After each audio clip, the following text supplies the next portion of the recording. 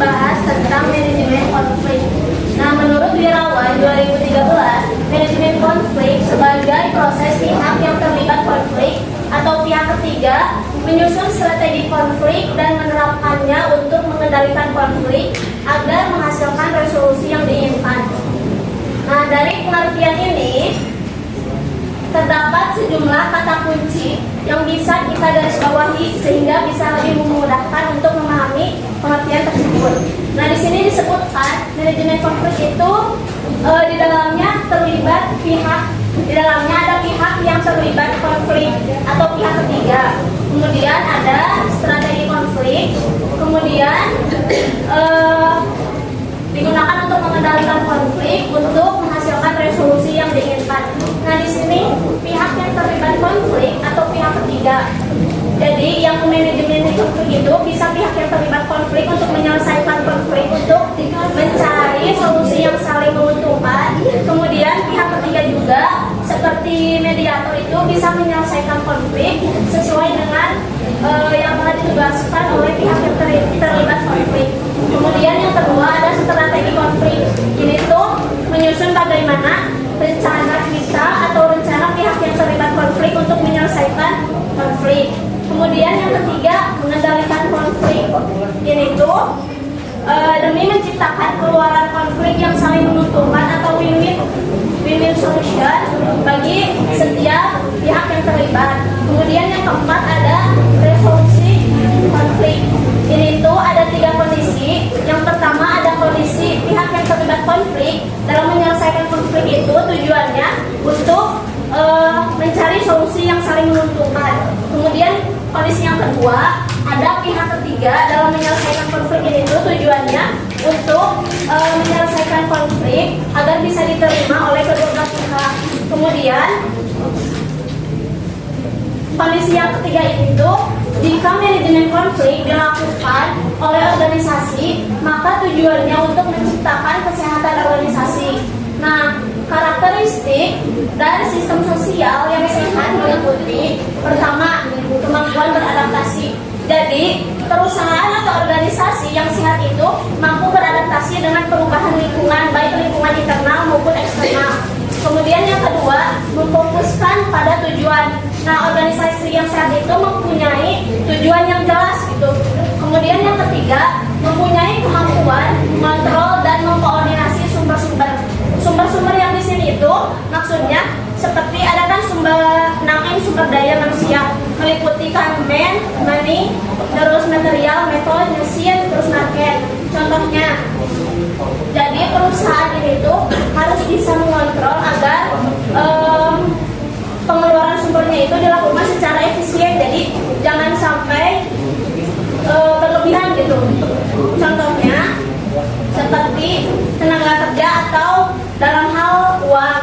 Jadi perusahaan itu harus benar-benar mengefisiensikan tenaga kerja dan uang agar perusahaannya juga lebih efisien. Kemudian yang keempat ada kreativitas dan inovasi. Di sini perusahaan yang sehat itu harus mampu menciptakan produk yang baru demi meningkatkan keuntungan perusahaan. Kemudian yang kelima, mengembangkan dan mempertahankan kualitas sumber daya manusia. Ini tuh perusahaan bisa menekankan kepada karyawannya untuk meningkatkan etos kerja yang tinggi dan moral yang tinggi. Etos kerja yang tinggi itu seperti karyawan bisa bekerja lebih keras lagi, kemudian memiliki moral yang tinggi seperti kejujuran, integritas. Selanjutnya, organisasi yang sehat merupakan organisasi yang belajar dan tumbuh berkembang secara terus-menerus seperti tadi. Jadi perusahaan itu harus bisa beradaptasi dengan perubahan-perubahan yang ada. Selanjutnya ada tujuan manajemen konflik. Yang pertama, mencegah gangguan kepada anggota organisasi, memfokuskan diri pada visi, misi, dan tujuan organisasi. Dengan adanya konflik, bisa bikin anggota organisasi kehilangan fokus tujuan utama. Oleh karena itu, dengan adanya manajemen konflik bisa membantu supaya semua tetap diarahkan pada visi, misi, dan tujuan organisasi. Yang kedua, menghormati orang lain dan menghormati keberagaman. Dalam organisasi, setiap orang pasti beda latar belakang,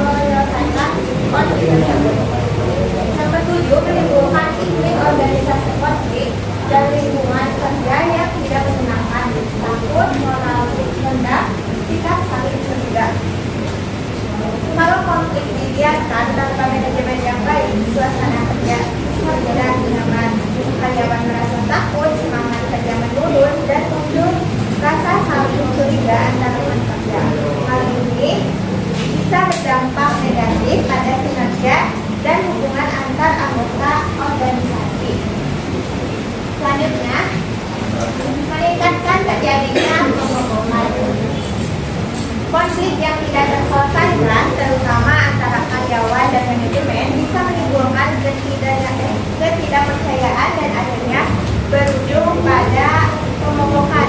Ini sering terjadi kalau komunikasi antar pihak tidak berjalan dengan baik dan masalah terus terjadi. Selanjutnya, mengarah pada sabotase bagi pihak yang salah dalam konflik. Kalau konflik berakhir dengan salah satu pihak merasa kalah atau tidak adil, bisa timbul rasa dendam. Akibatnya, mereka bisa melakukan sabotase seperti menghambat pekerjaan atau merusak hasil kerja pihak lain. Selanjutnya, mengurangi loyalitas dan komitmen organisasi. Jika suasana kerja penuh konflik, karyawan jadi malas dan tidak nyaman. Artinya mereka kehilangan rasa memiliki terhadap organisasi, bahkan berpikir untuk keluar. 11. Terganggunya proses produksi dan operasi yang terakhir meningkatkan biaya pengadilan karena tuntutan karyawan yang mengajukan konfliknya ke pengadilan. Jika konflik antara karyawan dan perusahaan tidak bisa diselesaikan secara internal dan bisa ke pengadilan, maka jelas perusahaan akan keluar biaya untuk proses itu. Selanjutnya ada gaya manajemen konflik. Ketika menghadapi situasi konflik, orang berperilaku tertentu untuk menghadapi lawannya. Perilaku mereka membentuk satu pola atau beberapa pola tertentu. Pola perilaku orang dalam menghadapi situasi konflik tersebut disebut sebagai gaya manajemen konflik. Stella Pinkney 2005 menggunakan istilah gaya komunikasi konflik, bukan gaya manajemen konflik. Sebagai contoh, seorang pemimpin yang autokratis cenderung menggunakan gaya manajemen konflik represif, supresif, kompetitif, serta agresif, dan berupaya mengalahkan lawan konfliknya. Namun sebaliknya, seorang pemimpin yang demokratis jika menghadapi konflik akan menggunakan kesabaran, mendengarkan pendapat lawan konfliknya, dan mencari pintu solusi. Selanjutnya, ada faktor-faktor yang mempengaruhi gaya manajemen konflik. Nah, yang pertama, asumsi mengenai konflik. Asumsi itu, ada yang tahu nggak asumsi itu apa? Ya, benar. Asumsi mengenai konflik atau dugaan mengenai konflik. Nah, di sini asumsi itu akan mempengaruhi pola perilaku dalam menghadapi situasi konflik. Seseorang yang berpendapat bahwa konflik itu merupakan sesuatu yang buruk akan berusaha untuk menekan lawan konfliknya dengan menggunakan gaya manajemen kompetisi atau berfokus pada kemenangan satu pihak. Sebaliknya, jika seseorang itu menganggap bahwa konflik baik dan toleran, akan menggunakan gaya manajemen konflik, kompromi atau kolaborasi dalam memanajemeni konflik. Kemudian yang kedua, persepsi mengenai penyebab konflik. Ini juga sama seperti asumsi tadi. Jadi persepsi seseorang yang menganggap bahwa penyebab konflik itu bisa mengganggu dirinya atau mengganggu kehidupannya, dia akan berupaya untuk berkompetisi untuk memenangkan konflik. Sebaliknya, jika orang tersebut menganggap konflik tidak penting, ia akan menggunakan pola perilaku seperti menghindar. Selanjutnya yang ketiga, ekspektasi atas reaksi lawan konfliknya. Nah, di sini seseorang yang menyadari bahwa ia menghadapi konflik akan menyusun strategi dan taktik untuk menghadapi lawan konfliknya. Yang keempat, pola komunikasi dalam interaksi konflik. Nah, di sini jika proses komunikasinya berjalan baik, maka pihak-pihak yang terlibat konflik itu akan berkompromi atau berkolaborasi dalam memanajemeni konflik. Sedangkan apabila komunikasinya buruk atau misalkan dalam komunikasi itu ada marah, berkata kotor, yang terlibat konflik itu akan biasanya menggunakan gaya manajemen seperti ini. Selanjutnya yang kelima, kekuasaan yang dimiliki. Nah, di sini jika pihak yang terlibat konflik merasa mempunyai kekuasaan lebih besar dari lawan konfliknya, kemungkinan besar ia tidak mau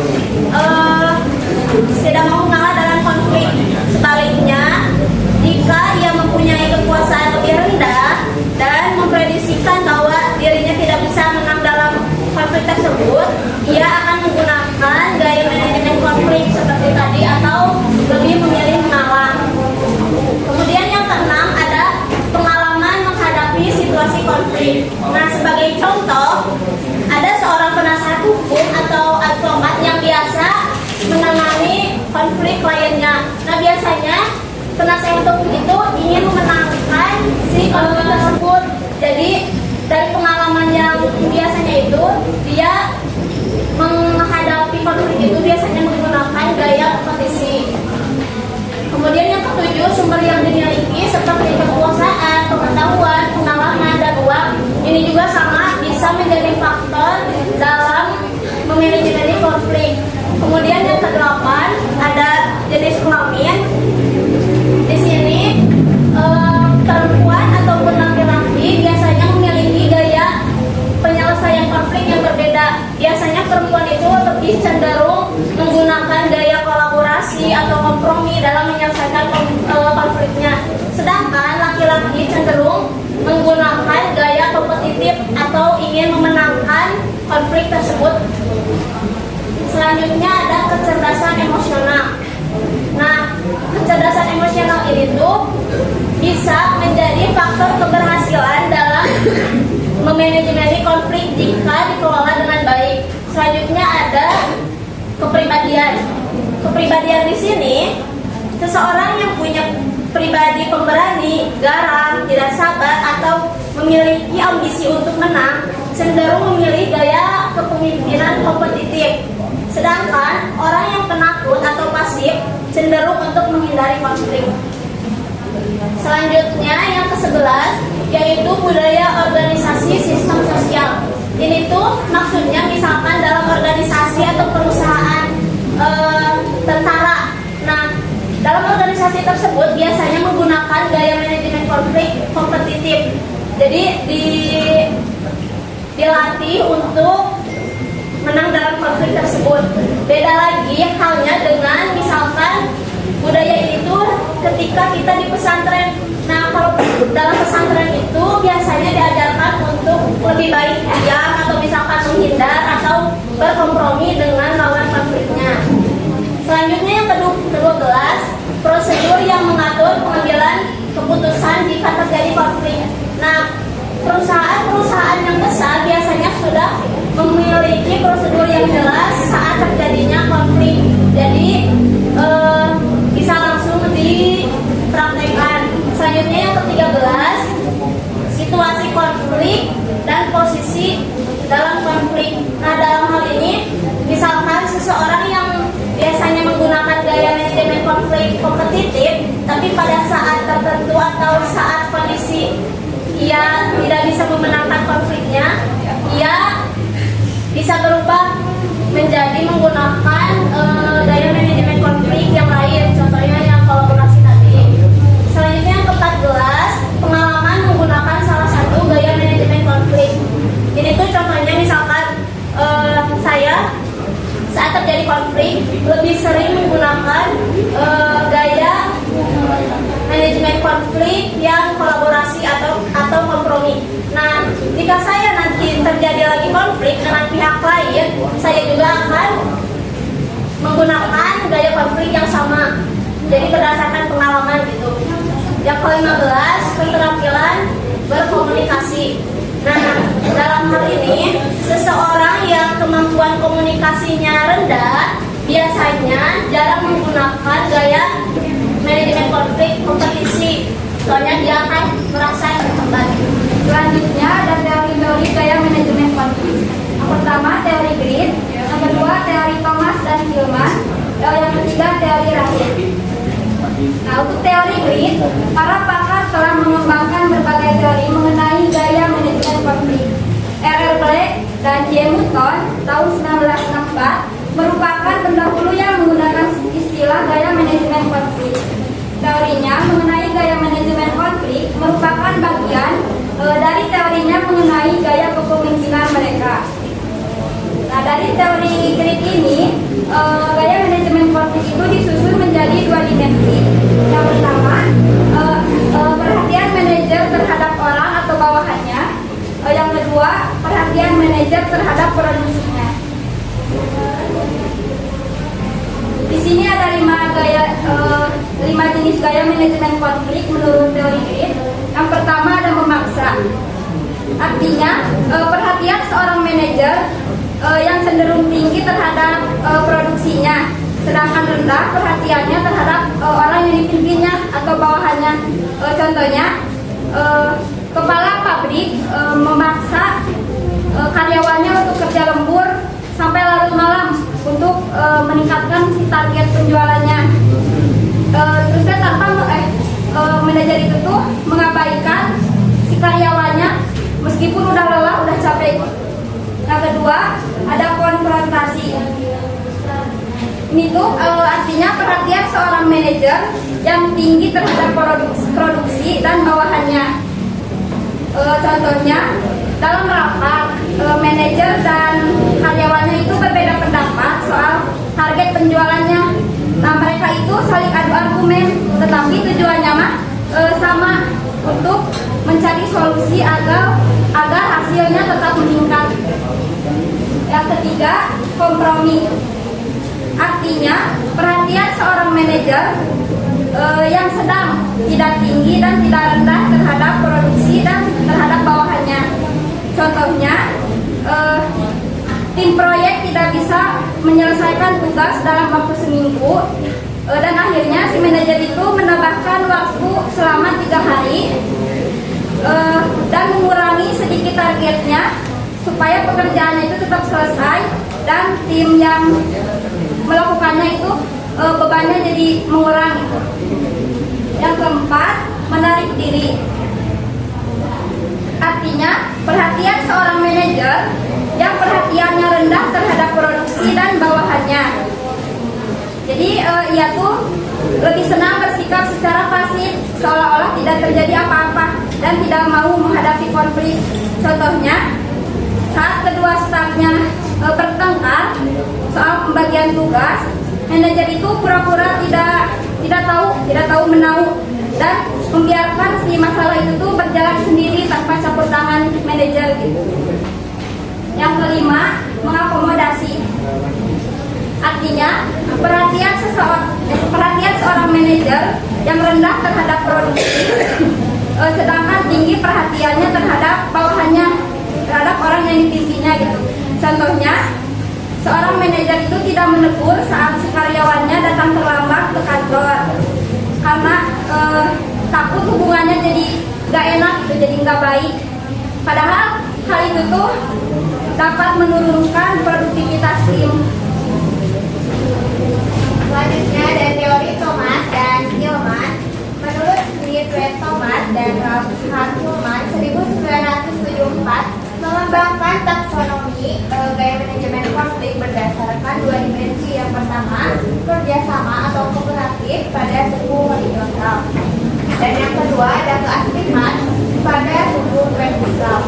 Kerjasama ini merupakan upaya orang untuk memuaskan orang lain jika menghadapi konflik, sedangkan keaktifan adalah upaya orang untuk memuaskan diri sendiri jika menghadapi konflik.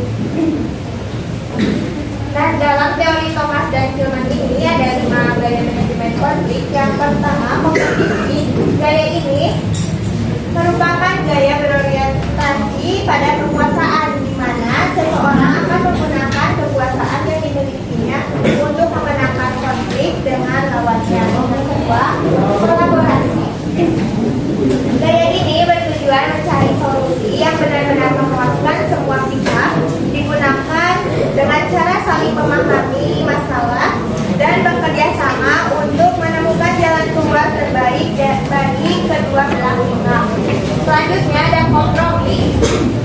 Nah, kompromi ini mencari jalan tengah di mana masing-masing pihak memberi dan menerima sebagian agar konflik bisa selesai. Biasanya dipakai kalau kedua pihak punya kekuatan yang hampir sama. Selanjutnya ada menghindar. Gaya ini dipakai seseorang memilih menjauh dari konflik, misalnya karena masalahnya tidak penting atau untuk menenangkan situasi dahulu. Yang terakhir ada mengakomodasi.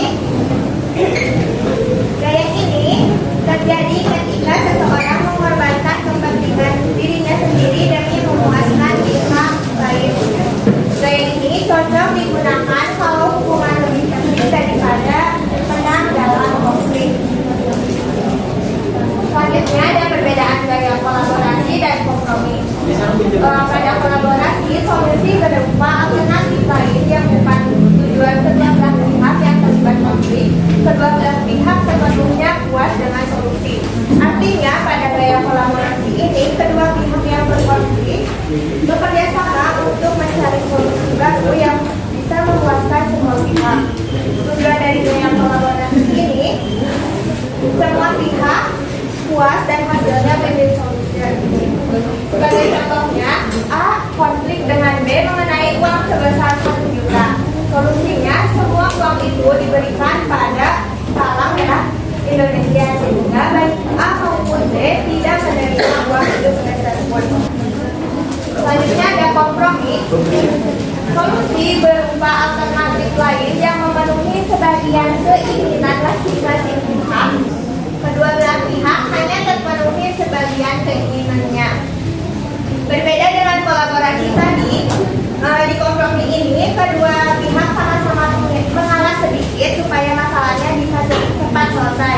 Tujuan dari kompromi ini ada jalan tengah, tapi tidak sepenuhnya memuaskan kedua pihak. Dan hasilnya itu, setiap pihak hanya mendapatkan sebagian dari keinginannya. Kayak contohnya ini, A dengan B, A konflik dengan B mengenai uang sebesar 1 juta. Solusinya, A mendapatkan 500 dan B mendapatkan 500. Dalam contoh ini, A ingin mendapatkan sepenuhnya, begitupun B. Akhirnya mereka sepakat untuk bagi dua, masing-masing dapat 500.000. Nah, keduanya memang tidak puas dengan hasilnya, tapi masalahnya selesai. Jadi kalau kolaborasi itu dua-duanya puas sepenuhnya. Kalau kompromi dua-duanya setengah puas, tapi setengah juga rela. Nah, di sini ada keterampilan yang diperlukan untuk menggunakan gaya manajemen konflik. Nanti teman-teman bisa baca lebih jelasnya.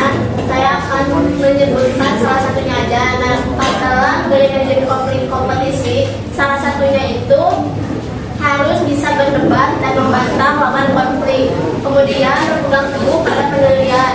Yang ketiga, menilai pendapat perasaan diri sendiri dan lawan konfliknya. Kemudian, jika gaya manajemen konflik itu kolaborasi, hal yang harus diperhatikan itu pertama, mendengarkan dengan baik yang dikemukakan oleh lawan konflik. Kemudian yang kedua, kemampuan bernegosiasi. Yang ketiga, mengidentifikasi pendapat lawan konflik. Selanjutnya yang ketiga, gaya manajemen konflik kompromi itu salah satunya kemampuan untuk mendengarkan dengan baik yang dikemukakan lawan konflik. Jadi itu hampir sama. Perbedaannya tadi kan sudah dijelaskan sebelumnya. Kemudian yang keempat ada gaya manajemen konflik menghindar. Jadi itu kemampuan menarik diri, jadi menghindar dari konflik yang sedang terjadi, atau misalkan kemampuan meninggalkan sesuatu tanpa terselesaikan. Selanjutnya ada gaya manajemen konflik akomodasi. Di sini itu kemampuan melupakan keinginan diri sendiri. Kalau akomodasi itu lebih ke mengalah, jadi mengalah dari lawan konfliknya. Lanjut, fleksibilitas penggunaan gaya manajemen konflik. Terdapat 5 gaya manajemen konflik. Salah satunya kompetisi. Jika terlalu banyak menggunakan kompetisi akan membuat lawan menghindari kompetitor, lawan kalah berulang-ulang, lawan terhenti informasinya, bawahan ragu-ragu untuk melawan, serta bawahan bakal menyerang. Tapi jika terlalu sedikit menggunakan kompetisi akan membuat kehilangan percaya diri, merasa tak berdaya dikontrol oleh lawan, melepaskan pengaruh keputusan, serta menghindar dan mengakomodasi terlalu banyak. Yang kedua, jika terlalu banyak menggunakan kolaborasi akan membuat sejumlah permasalahan yang tidak diperlukan digunakan. Yang kedua, tidak diperlukan kalau lebih rendah dan dapat memblok akomodasi. Tetapi jika terlalu sedikit menggunakan kolaborasi akan membuat kehilangan solusi untuk sama-sama memperoleh dan terlalu pesimis. Yang ketiga, jika terlalu banyak menggunakan kompromi, lawan kesal dapat hasil atmosfer permainan serta permainan jadi lebih penting daripada isunya konflik tersebut. Jika terlalu sedikit menggunakan kompromi akan membuat terperangkap dalam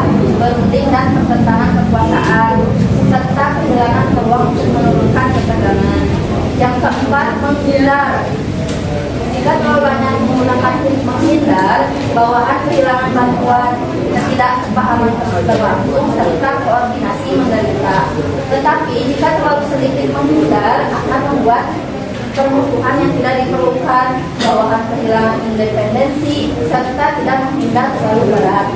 Yang terakhir, akomodasi. Jika terlalu banyak menggunakan akomodasi akan membuat kehilangan harga diri dan pengakuan. Tetapi jika sedikit menggunakan akomodasi akan membuat dipandang kaku dan tidak masuk akal, serta meniadakan kecuali terhadap peraturan-peraturan. Masuk ke materi teori Rahim. Menurut M.A. Rahim tahun 1983 mengembangkan model gaya manajemen konflik yang tidak jauh berbeda dengan model yang dikemukakan oleh Thomas dan Tillman pada 1970. Klasifikasi gaya manajemen konflik disusun berdasarkan dua dimensi. Yang pertama, memperhatikan orang lain atau konsumber order. Thomas dan Tillman menggunakan istilah kerjasama, yaitu sampai seberapa pihak yang terlibat konflik memperhatikan lawan konfliknya dalam menghadapi situasi konflik. Yang kedua, memperhatikan diri sendiri, concern. Thomas dan Tillman menggunakan istilah asertivitas adalah sampai seberapa tinggi pihak yang terlibat konflik memperhatikan dirinya sendiri dalam menghadapi situasi konflik. 5 jenis gaya manajemen konflik. Yang pertama, dominasi atau istilah kata dari kompetisi. Pihak yang terlibat hanya memenuhi tujuannya sendiri tanpa memperhatikan lawan konfliknya. Kedua, integrasi. Integrasi itu istilah kata dari kolaborasi. Pihak yang terlibat berusaha menciptakan resolusi konflik secara maksimal memenuhi tujuan sendiri serta memenuhi tujuan lawan. Yang ketiga, kompromi. Kompromi di sini pihak yang terlibat memenuhi tujuannya sendiri dan juga lawan, tetapi tanpa usaha semaksimal mungkin. Yang keempat, menghindar. Pihak yang terlibat menolak untuk berdiskusi mengenai konflik yang terjadi, menolak untuk memenuhi kebutuhan sendiri dan juga lawan. Yang terakhir, menurut atau istilah kata dari mengakomodasi. Pihak yang terlibat lebih memilih perhatian tinggi terhadap lawan, tetapi mempunyai perhatian rendah terhadap dirinya sendiri. Untuk strategi dan taktik konflik serta faktor-faktor yang mempengaruhi konflik. Nah, dari main mapping ini menjelaskan bahwa seseorang yang ini dalam menghadapi konflik dengan pihak lain. Nah, pertama, si seseorang itu melakukan analisis SWOT terhadap dirinya sendiri dan terhadap lawan konfliknya. Untuk apa? Untuk mengetahui kekuatan, kelemahan, peluang, dan ancaman masing-masing pihak. Nah, hasil analisis kedua ini membantu untuk menunjukkan tujuan A ini terlibat dalam konflik. Selanjutnya, tujuan tersebut akan mengaruhi pola interaksi konflik ini yang juga dipengaruhi oleh faktor kekuasaan, taktik konflik, dan gaya manajemen konflik yang digunakannya. Akhirnya, semua faktor ini akan menentukan keluaran atau hasil dari konflik tersebut. Apakah menghasilkan penyelesaian yang positif atau justru memperburuk situasi. Nah, untuk pemahaman lebih dalam nanti ada di slide-slide berikutnya. Strategi konflik merupakan proses yang menentukan tujuan seseorang terlibat suatu konflik dan pola interaksi konflik yang digunakan untuk mencapai keluaran konflik yang diharapkan. Nah, ada langkah-langkah penyusunan strategi konflik. Yang pertama, kita harus analisis dulu SWOT-nya untuk menilai kekuatan dan kelemahan dari diri sendiri serta lawan konfliknya. Lanjut ke menentukan tujuan konflik. Jadi kita harus tahu apa yang sebenarnya ingin dicapai oleh konflik ini. Apakah untuk memperbaiki kebijakan, menegakkan keadilan, atau mencapai kesepakatan baru. Nah, dengan tujuan yang jelas, ini tuh proses penyelesaiannya jadi terarah. Yang ketiga, pola interaksi konflik. Jadi kita harus memilih bagaimana cara kita menghadapi konflik tersebut. Apakah dengan keras atau atau dengan cara kolaboratif yang mencari win-win solution. Nah, pola yang tepat itu tuh biasanya menentukan berhasil atau tidaknya penyelesaian konflik tersebut. Nah, ada faktor-faktor yang mempengaruhi pola interaksi konflik. Yang pertama, metode resolusi konflik yang digunakan dalam interaksi konflik itu bisa seperti mediasi, terus kompromi atau negosiasi. Nah, semakin baik metode yang digunakan, maka semakin konstruktif hasil interaksinya. Yang kedua, gaya manajemen konflik yang digunakan oleh pihak-pihak yang terlibat konflik itu mencakup sifat atau pendekatan yang dilakukan oleh pihak yang terlibat, seperti yang tadi sudah dijelasin, seperti memaksa, mengakomodasi, dan lain sebagainya. Yang ketiga, perkembangan situasi konflik. Nah, konflik ini itu bisa berkembang dari konflik konstruktif menjadi konflik destruktif atau sebaliknya. Situasi konflik tersebut akan mempengaruhi pola interaksi konflik. Nah, situasi yang membaik akan membentuk interaksi yang lebih sehat dan saling menghargai. Lanjut ke analisis SWOT mengenai diri sendiri. Untuk kekuatannya, sebagian besar karyawan menjadi anggota serikat pekerja sehingga pemogokan akan diikuti oleh 2.000 karyawan.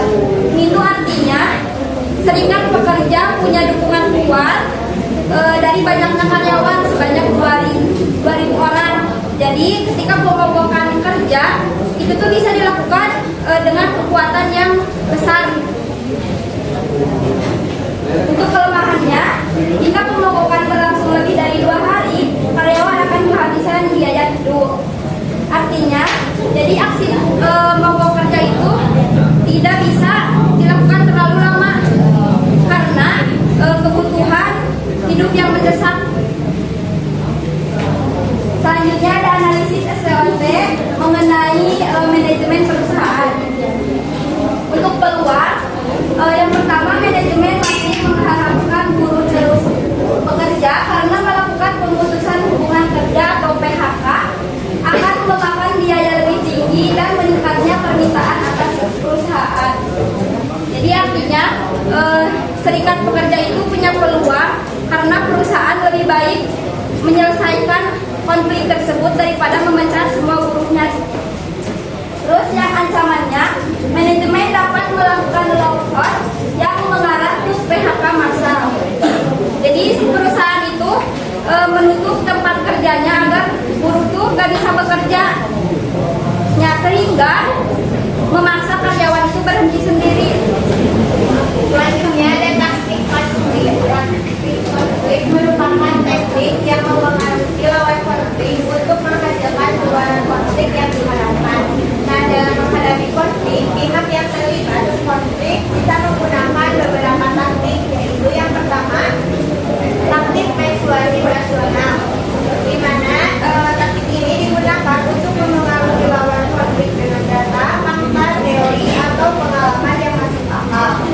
Yang kedua, taktik legitimasi, di mana taktik ini dipakai oleh orang yang punya jabatan atau posisi penting dengan cara menekankan bahwa tindakannya sesuai aturan atau wewenang yang dimilikinya. Jadi lawan konflik lebih sulit menolak karena dianggap sah. Selanjutnya, taktik permintaan inspirasional, di mana taktik ini mengangkat nilai, semangat, dan cita-cita bersama untuk membangkitkan motivasi dan emosi positif. Misalnya pemimpin mengajak kerja sama demi menjaga kesatuan organisasi. Selanjutnya, taktik mengooptasi. Caranya dengan melibatkan lawan konflik dalam pengambilan keputusan atau memberi posisi tertentu supaya lawan merasa dihargai dan berfungsi perlawan. Selanjutnya ada taktik pertukaran. Taktik ini memberi janji atau imbalan tertentu agar lawan konflik mau bekerja sama. Biasanya digunakan untuk menciptakan solusi kompromi atau kolaborasi. Selanjutnya ada taktik mencari teman atau koalisi. Pihak yang lemah mencari dukungan dari orang lain atau kelompok agar posisinya lebih kuat saat menghadapi konflik. konflik. Contohnya, karyawan meminta dukungan serikat pekerja saat berselisih dengan manajemen. Selanjutnya, taktik menahan diri atau diam. Taktik ini tidak bereaksi terhadap tindakan lawan konflik, misalnya mogok kerja atau diam sebagai bentuk protes terhadap situasi yang tidak disetujui. Selanjutnya ada taktik menangis dan menghimbau. Taktik ini menunjukkan ketidakberdayaan atau kesedihan agar lawan konflik merasa iba dan akhirnya melunak. Biasanya dilakukan untuk mendapatkan simpati atau bantuan. Selanjutnya ada taktik mengancam, di mana taktik ini memberi ancaman akan melakukan sesuatu bila tuntutan tidak dipenuhi. Misalnya, karyawan mengancam akan melapor atau melakukan tindakan tertentu agar lawan menuruti keinginannya. Selanjutnya ada taktik berbohong, di mana taktik ini dalam situasi tertentu seseorang bisa tidak jujur untuk melindungi dirinya atau posisinya, misalnya dengan menyembunyikan informasi atau mengelak dari pertanyaan. Selanjutnya, yang terakhir taktik mengulur waktu, di mana taktik ini sengaja menunda tindakan atau jawaban, tujuannya untuk menahan diri, membuat lawan kehilangan kesabaran, atau menunggu waktu yang lebih tepat untuk bertindak. Selanjutnya ada faktor-faktor yang mempengaruhi konflik. Ada 6. Yang pertama itu emosi, yang kedua marah, yang ketiga stres, yang keempat agresi, yang kelima muka menyelamatkan muka, yang keenam humor, yang ketujuh whistleblower. Yang pertama itu emosi, di mana emosi ini merupakan perasaan subjektif yang kompleks sebagai reaksi kognitif dan fisiologis atas suatu pengalaman yang mempengaruhi sikap dan perilaku. Nah, emosi ini merupakan perasaan yang kompleks, bisa berupa perasaan senang, tidak senang, atau netral. Perasaan yang biasa-biasa saja. Nah, di balik emosi ini mempunyai fungsi yang penting bagi manusia. Yang pertama, menyiapkan orang untuk bertindak. Yang kedua, membentuk perilaku orang kemudian hari. Yang ketiga, membantu mengatur interaksi sosial. Langkah-langkah yang harus dilakukan dalam manajemen emosi. Yang pertama, mengontrol emosi. Menurut Daniel Goleman, kecerdasan emosional memiliki 5 dimensi, yaitu mengenali emosi diri, mengelola emosi, memotivasi diri sendiri, mengenali emosi orang lain, dan membina hubungan. Yang kedua, mengakui dan memahami emosi diri. Nah, ini pihak yang terlibat konflik dan emosi lawan konflik. Selanjutnya faktor yang kedua ada marah. Marah di sini tuh yaitu keadaan jiwa orang dengan emosi yang tinggi atau emosional yang mempengaruhi pola pikirnya dan perilakunya. Marah tuh ada dua, ada marah pasif juga ada marah agresif. Marah pasif ini itu simptom kemarahannya dengan menahan diri, mengelak atau menarik diri dari objek konflik. Simptom itu ada yang tahu gak artinya apa? Nah, simptom itu seperti gejala gitu. Takutnya di sini ada yang kurang tahu. Yang meliputi marah pasif, yaitu pertama perilaku rahasia seperti memendam kebencian terhadap lawan konflik. Kemudian yang kedua manipulasi. Yang ketiga menyalahkan diri sendiri. Yang keempat ada ketidakefektifan. Ini tuh seperti menyerang. Kemudian yang kelima tenang. Yang ketujuh perilaku obsesif. Yang kedelapan mengelak.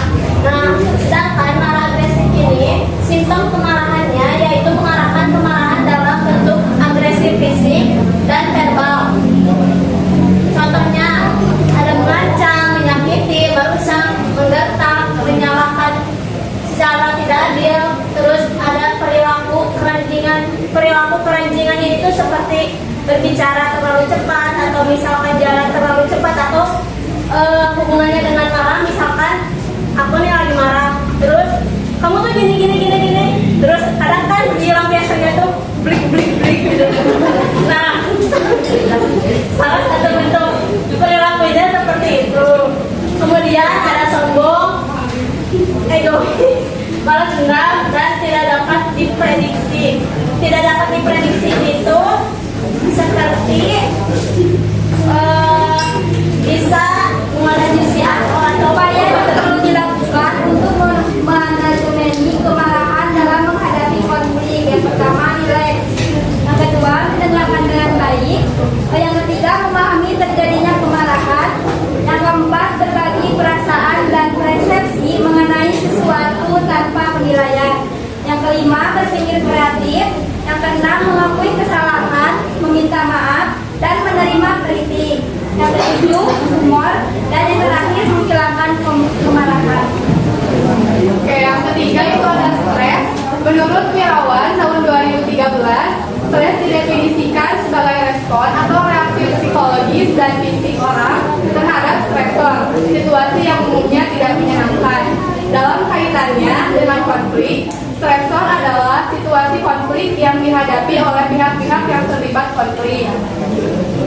Karakteristik pihak yang terlibat konflik yang pertama ada stresor adalah situasi konflik yang dihadapi oleh pihak-pihak yang terlibat konflik.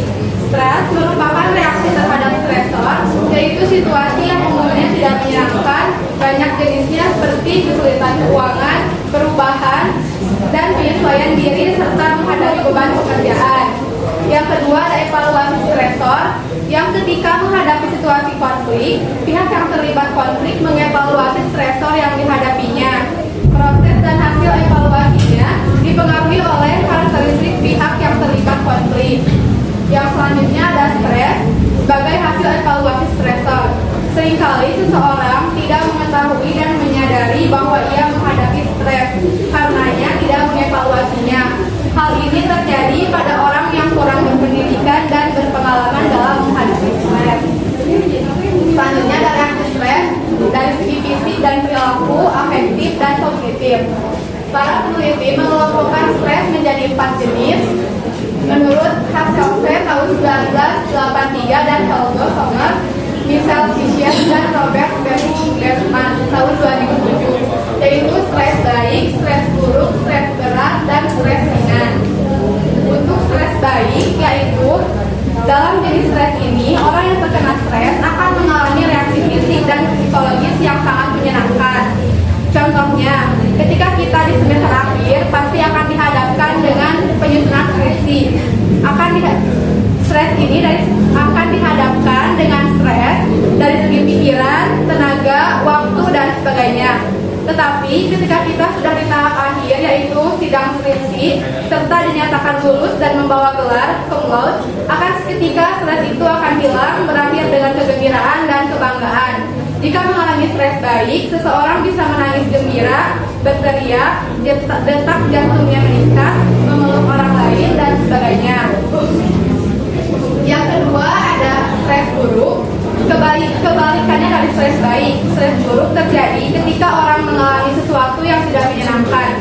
Contohnya seperti mahasiswa merasa tertekan dengan penumpukan deadline tugas, nilai jelek sehingga mendapat banyak sekali tekanan baik dari orang tua atau diri sendiri.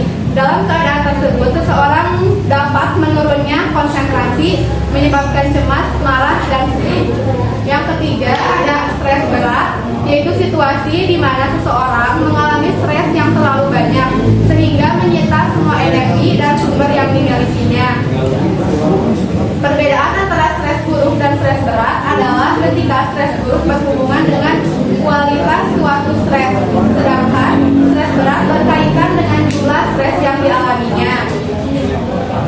Yang terakhir ada stres ringan, yaitu situasi di mana seseorang mengalami stres yang jumlahnya sedikit sehingga tidak mempengaruhi fisik dan jiwanya.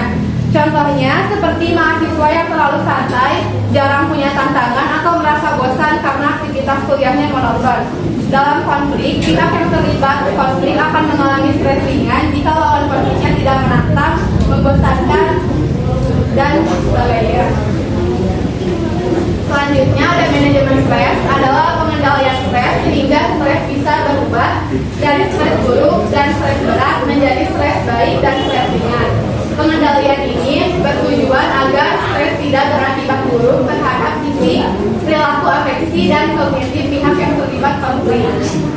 Cara proses manajemen stresnya yang pertama mengenali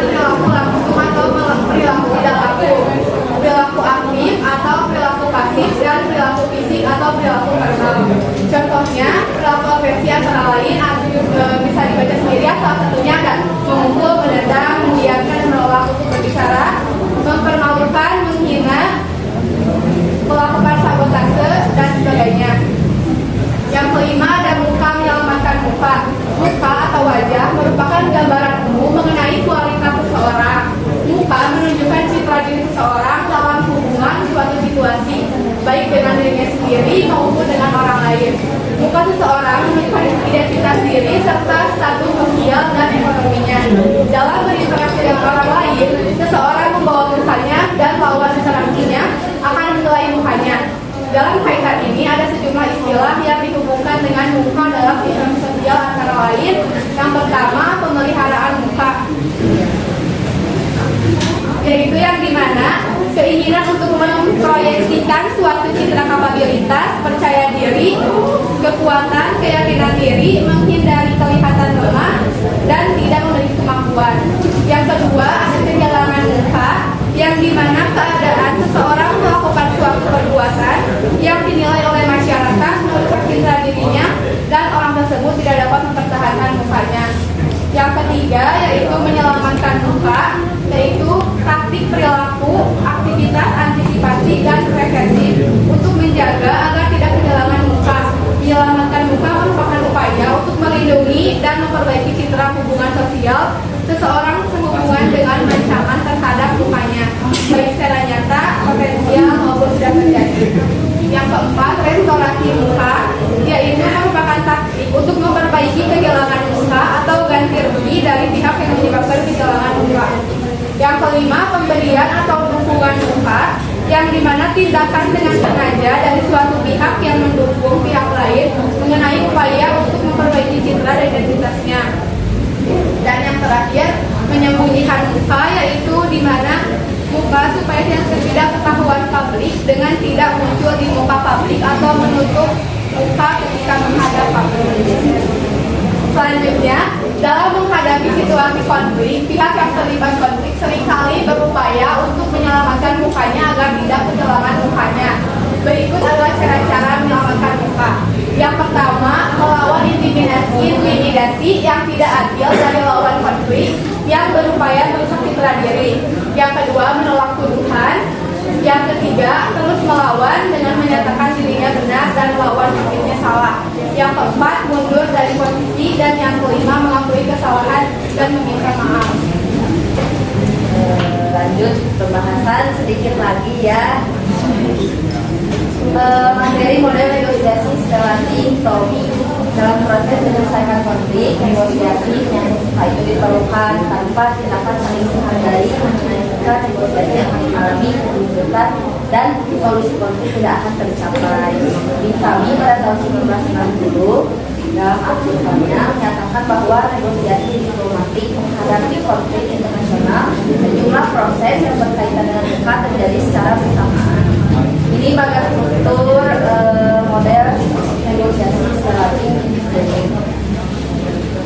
Ini penjelasan tadi dari bagian struktur tadi. Yang pertama dari pemeliharaan muka, keinginan untuk memproyeksikan citra yang kuat dan kapabilitas.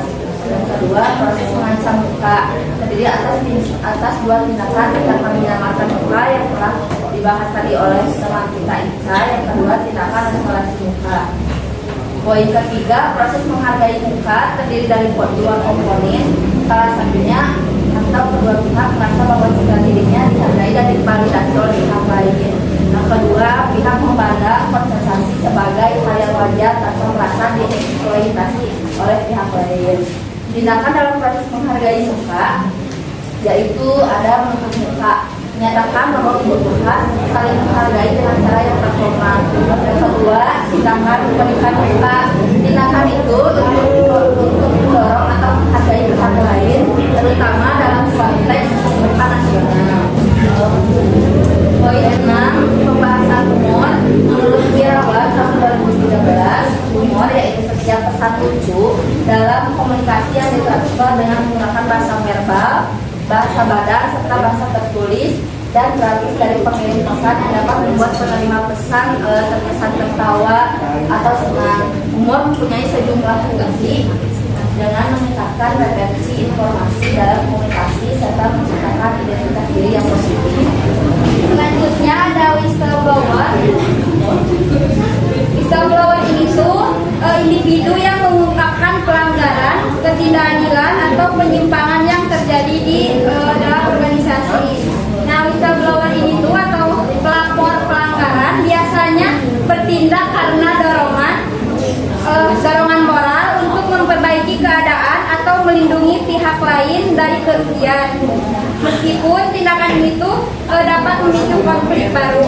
Nah, misalnya seorang karyawan melaporkan adanya penyalahgunaan dana oleh atasannya. Walaupun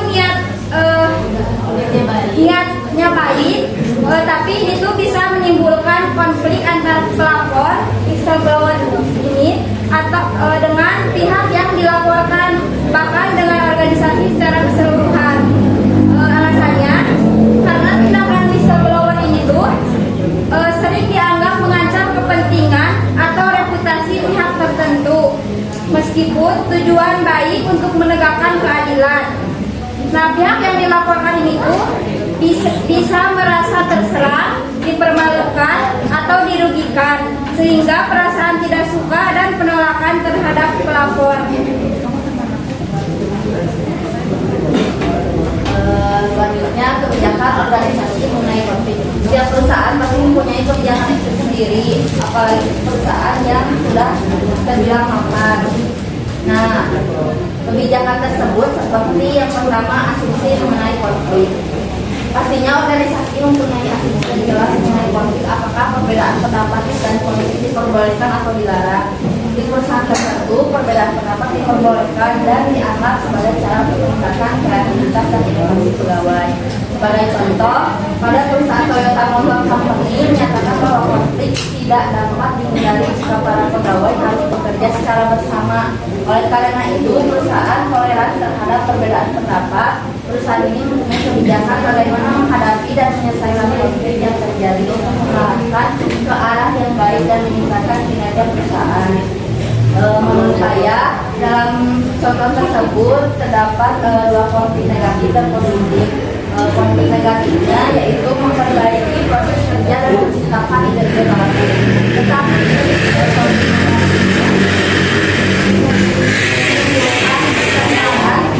stres dan penurunan produktivitas. Yang kedua, definisi mengenai konflik. Setiap organisasi perlu membuat definisi mengenai konflik yang bisa diterima oleh organisasi itu sendiri. Apa yang termasuk konflik organisasi, apa yang termasuk konflik interest dan sebagainya. Apa indikator terjadinya konflik, apakah konflik merupakan konstruktif atau konflik negatif. Demikian juga indikator dari konflik yang terjadi. Oke, selanjutnya ada kebijakan organisasi mengenai konflik. Yang ketiga ada pedoman manajemen konflik, yaitu suatu organisasi atau perusahaan perlu mempunyai pedoman untuk manajemen konflik yang terjadi. Isi pedoman tersebut yaitu yang pertama, prosedur proses untuk menyelesaikan konflik. Konflik yang terjadi dalam organisasi harus segera diselesaikan agar tidak mengganggu produksi dan operasi organisasi dalam mencapai tujuannya. Yang kedua, siapa yang bertanggung jawab dalam menyelesaikan konflik dan siapa yang bertanggung jawab untuk mengambil keputusan jika terjadi konflik. Yang ketiga, apakah kewajiban dan tanggung jawab pihak-pihak yang terlibat konflik. Jika suatu organisasi mulai menghadapi konflik antar anggota atau antar pegawai, terdapat sejumlah langkah yang dapat dilakukan organisasi untuk mengurangi konflik tersebut, yaitu melaksanakan prinsip-prinsip birokrasi organisasi, memisahkan pihak-pihak yang terlibat konflik, mengintegrasikan atau menyatukan kembali pihak-pihak yang terlibat konflik, dan yang terakhir melaksanakan pelatihan mengenai konflik dan manajemen konflik. Sekian pemaparan materi dari kelompok kami. Mohon maaf bila penjelasannya panjang, jadi memang dari FPS yang diberikan harus ada ini semua seperti itu. Nah, untuk selanjutnya barangkali di sini ada teman-teman yang mau bertanya mengenai materi ini atau ada yang mau menambahkan, boleh dipersilakan. Atau cukup jelas? Sekarang import hasil presentasi kita beberapa pertanyaan yang disumbangkan oleh rekan-rekan kita. Oke, baik, mungkin sedikit contoh kasus ya, cerita dikit. Mungkin kan untuk di dunia pekerjaan ada kayak kerja sama gitu kan, sesama karyawan atau tim. Nah, kan sesama manusia pasti memiliki egonya masing-masing. Nah, dan kadang ada yang merasa paling benar. Nah, misalnya ada Contohnya kayak kerjasama antar karyawan, di situ tuh ada mereka tuh merasa paling benar, kayak ego sama ego. Nah itu tuh kalau misalnya itu tuh masuknya tuh ke gaya apa untuk menyelesaikan masalah tersebut, karena untuk ego itu biasanya kan di setiap manusia ada, dan itu tuh tantangan yang mungkin cukup berat juga kayak gitu. Terima kasih. Jadi di suatu perusahaan, manajer sama karyawan, si manajer memerintahkan kepada bawahannya untuk mengerjakan misal tugas proyek kan. Nah, di dalam itu si karyawan si pemimpinnya menugaskan tugasnya harus cepat selesai kan dalam beberapa bulan lah. Terus ternyata si karyawannya tidak memenuhi target. Nah, apa ya dari taktik yang tadi dijelaskan, apa yang harus kita gunakan dalam taktik itu untuk menyelesaikan masalah tersebut dalam masalah itu. Terus bagaimana resikonya jika kita tidak menggunakan taktik yang tadi dijelaskan?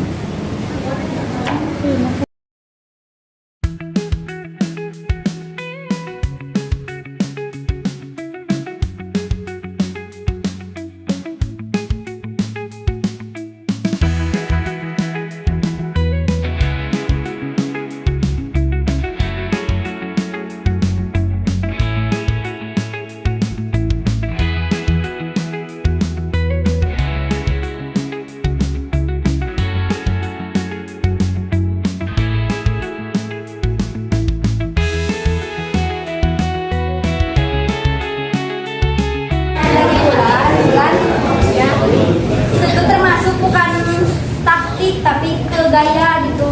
Jadi terkadang manajernya juga perhatian terhadap bawahannya. Kayak tadi udah disebutin contohnya tim proyeknya tuh tidak bisa menyelesaikan tugas dalam waktu seminggu yang dikasih oleh manajer. Nah terus manajernya tuh menambah waktu dalam 3 hari dan mengurangi bebannya gitu. Jadi itu tuh tujuannya tuh supaya pekerjaannya tetap selesai dan tim juga tidak terlalu terbebani. Nah itu tuh termasuk ke dalam gaya kompromi. Gaya manajemen konflik apa yang cocok untuk menghadapi jika kedua belah pihak itu saling ego. Nah, menurut saya kita bisa menggunakan gaya manajemen konflik, kolaborasi dan kompromi. Kolaborasi itu jadi kayak ngobrol bagaimana solusinya yang saling menguntungkan, terus kompromi juga sama, jadi mencari kesepakatan yang saling menguntungkan gimana caranya, atau bisa dengan berbagi perasaan atau persepsi mengenai konflik tersebut. Jadi si konfliknya itu atau masalahnya nggak dipendam sendiri, jadi saling diungkapkan. Kalau bahasanya mah lebih ke curhat, gitu. Jadi gak ada kesalahpahaman. Manajemen konflik merupakan proses penting dalam organisasi untuk mengendalikan perbedaan pendapat agar tidak menimbulkan dampak negatif, melainkan menjadi sumber inovasi dan perbaikan. Dengan pengelolaan yang tepat, konflik dapat meningkatkan kreativitas, kerjasama, dan efektivitas dalam mengambil keputusan. Nah, berbagai teori seperti tadi, ada teori Green, Thomas dan Gilman, serta teori Rakim menjelaskan bahwa gaya manajemen konflik dipengaruhi oleh perhatian terhadap diri sendiri dan orang lain, menghasilkan gaya seperti kompetisi, kolaborasi, kompromi, menghindar, serta mengakomodasi. Nah, ada faktor-faktor seperti emosi, marah, stres, agresi, lupa, dan humor itu berperan besar dalam dinamika konflik. Oleh karena itu, pengendalian emosi dan komunikasi efektif menjadi kunci utama dalam penyelesaian konflik. Selain itu, organisasi perlu memiliki kebijakan dan pedoman manajemen konflik agar proses penyelesaiannya berjalan dengan adil, efisien, dan